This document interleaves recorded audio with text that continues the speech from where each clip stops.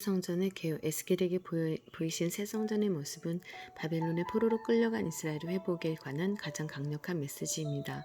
포로로 끌려가기 전 이스라엘 전민족에게 최대의 자랑거리이자 큰 자부심의 근원인 하나님의 성전이 그들 중에 있다는 사실이었습니다. 그러나 이스라엘은 패역하여 하나님의 말씀을 저버리고 거룩한 전을 가증한 우상의 소굴로 만들었습니다. 에스겔서 8장 5절에서 18절 성전에 머물러 있던 하나님의 영광은 그들 곁을 떠났습니다. 에스겔서 8장 3절에서 4절, 10장 18절에서 19절, 11장 22절에서 24절. 에스겔 선지자는 인자야 이스라엘 족속에 행하는 일을 보느냐 그들이 여기서 크게 가증한 일을 행하여 나로 내 성소를 멀리 떠나게 하느니라.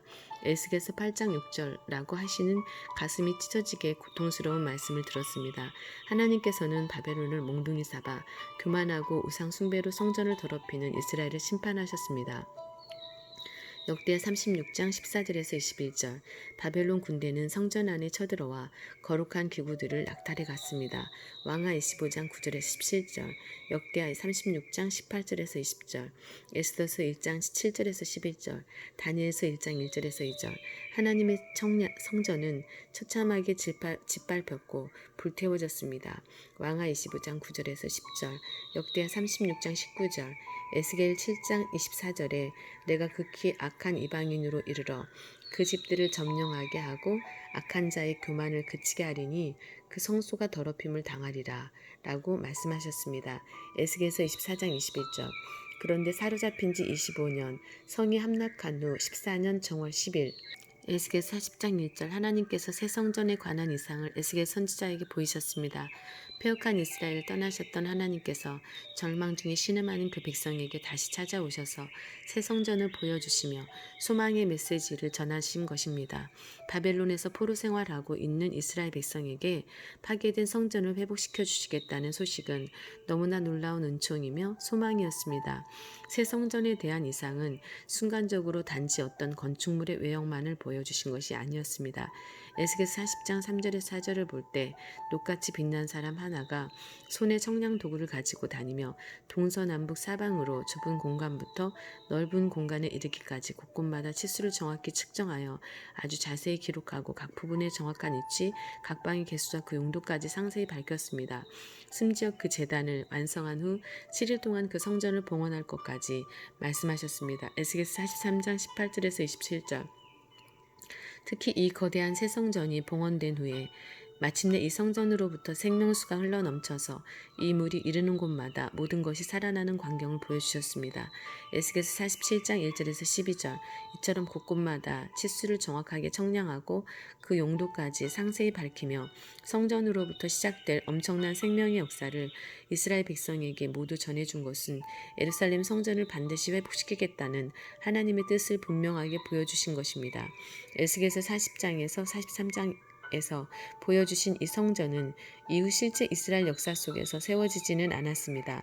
그 성전을 지으라는 명령은 없었으며 다만 하나님께서는 에스겔 선지자에게 이 새 성전에 대해서 이스라엘에게 반드시 설명하라고 명령하셨습니다. 녹같이 빛난 사람은 에스겔에게 인자야 내가 내게 보이는 그것을 눈으로 보고 귀로 들으며 내 마음으로 생각할지어다. 내가 이것을 내게 보이려고 이리로 데리고 왔나니 너는 본 것을 다 이스라엘 족속에게 고할지어다 라고 말씀하셨습니다. 에스겔서 40장 4절. 에스겔 선지자는 패역한 백성이 듣든지 아니 듣든지 자신이 보고 들은 것을 주 여호와의 말씀이 이러하시다 라고 가감없이 전해야 했습니다. 에스겔서 2장 4절에서 7절.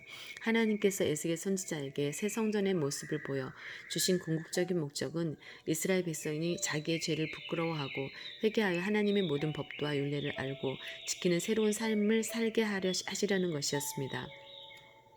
에스겔서 43장 10절에서 11절.